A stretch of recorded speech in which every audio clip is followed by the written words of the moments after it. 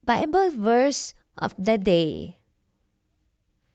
Lumapit kayo sa akin, kayong lahat na nahihirapan at nabibigatan sa inyong pasanin, at bibigyan ko kayo ng kapahingahan. Mateo chapter 11 verse 28. Maaring bigat na bigat ka na sa mga problema at mga pagsubok na kinakaharap mo ngayon. Nais kong sabihin na meron tayong isang Diyos na nagmamahal at nakakaunawa sa lahat ng ating pinagdaraanan. Ang nais lamang niya ay lumapit at ibigay mo ito sa Kanya.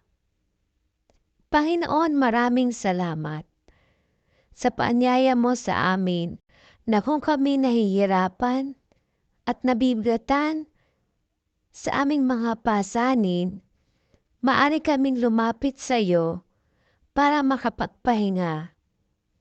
Tulungan mo po kami sa pang-araw-araw naming buhay. Pagkalooban mo po kami ng kapayapaan, kagalakan at kakontentuhan na nagmumula sa iyo. Pinagkakatiwala po namin ang aming mga gagawin sa araw na ito. Salamat po, Panginoon, sa kapahingahan na inaalok mo sa amin.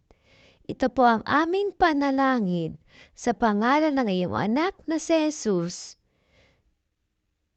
Amen.